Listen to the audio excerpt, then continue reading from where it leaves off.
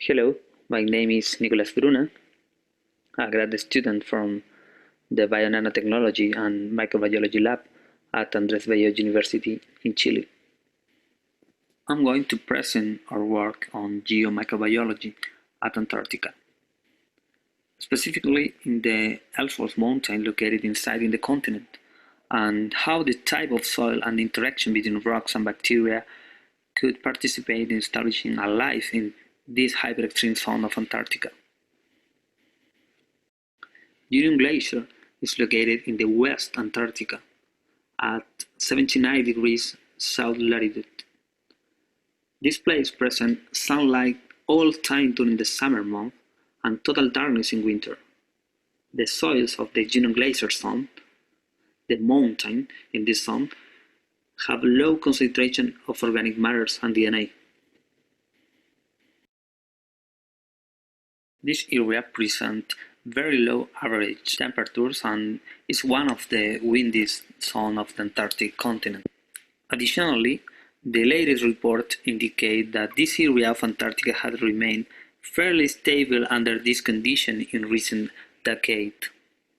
Since 5 years ago, our research group had participated in 4 scientific expeditions to the Union Glacier area. In this work, I will show you what has been done mainly in Elephant Head and Rossman Cove sites. These sites are very close geographically, but present clear difference at the microbiological and geological levels. Although these sites are geographically close, Elephant Head is a site with many mountains that could protect from the prevailing strong wind in the area. From both Rossman Cove and Elephant Head, we obtained soil and rock samples that were analyzed in our laboratory. It's worth noting the soil temperatures, since these samples were obtained in Antarctic summer. Therefore, it gives us an idea of how extreme this place is. The analysis of the samples in the laboratory revealed very low levels of organic matters, with carbon and nitrogen percentage even lower than those reported for other extreme sites in Antarctica, such as the Dry Valley. Besides, a very low DNA concentration per gram of soil was determined in these samples.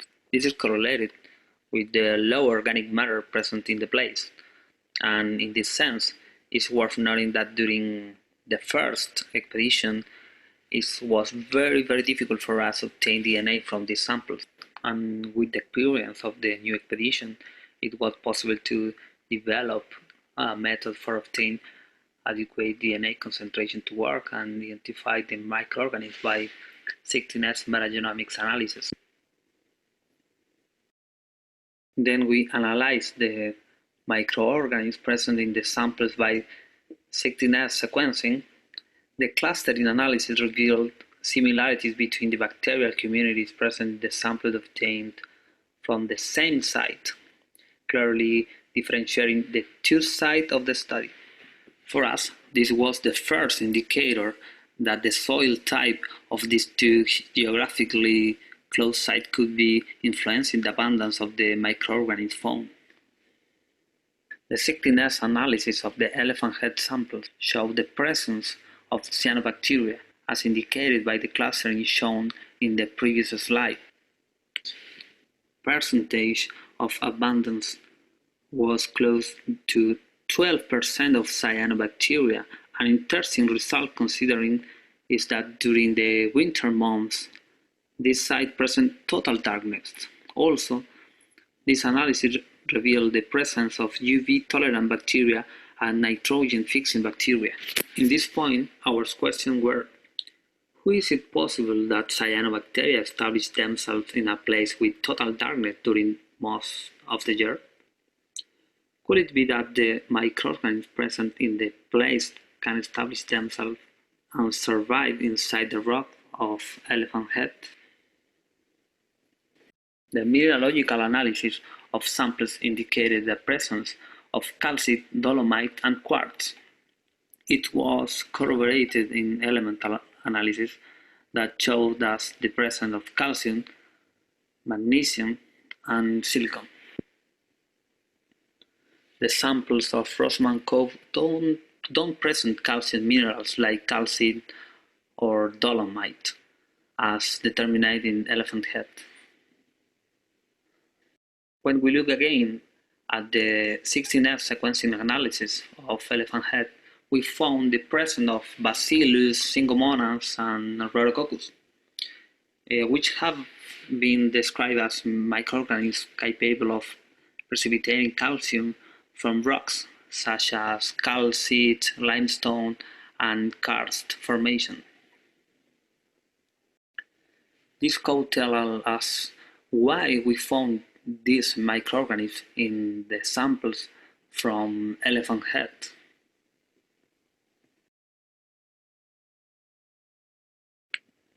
Then we analyzed the structure of rock found at Elephant Head using micro-CT. Calcite rocks are characterized by being permeable and transparent, which could help the establishment of cyanobacteria inside them and thus have a role in fixing nutrients by being able to capture sunlight. Also, this rock showed high porosity, supporting the idea that cyanobacteria and bacteria could establish inside the rock.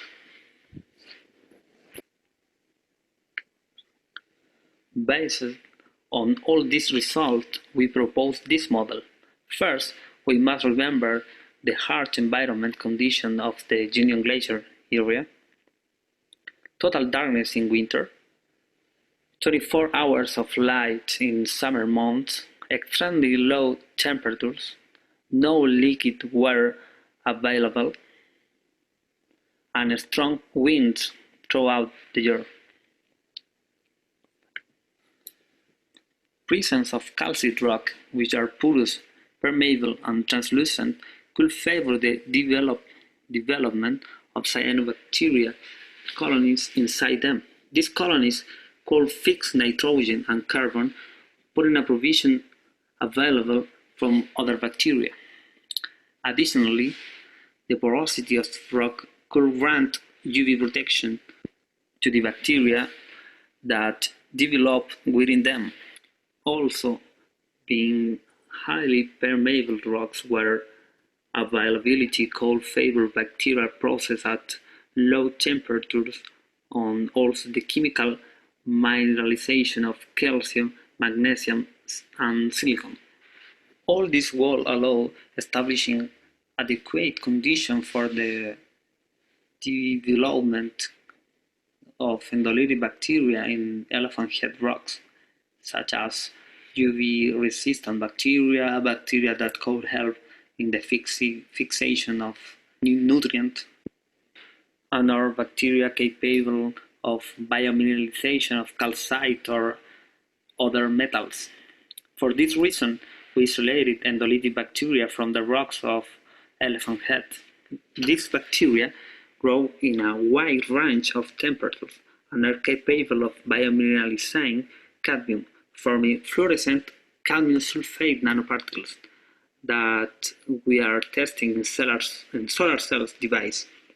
On the other hand, we are conducting in vitro assays of calcium biomineralization using these bacteria. Finally, we are analyzing a shotgun metagenome performed on the elephant head soil and rock samples to understand how bacteria communities establish themselves in this extreme place for life. Finally, I would like to thank to all members of our lab, to Andrés Bello University, the Center for Bioinformatics and Integrative Biology, the Chilean Antarctic Institute for the support, and to SCAR for this opportunity. Thank you.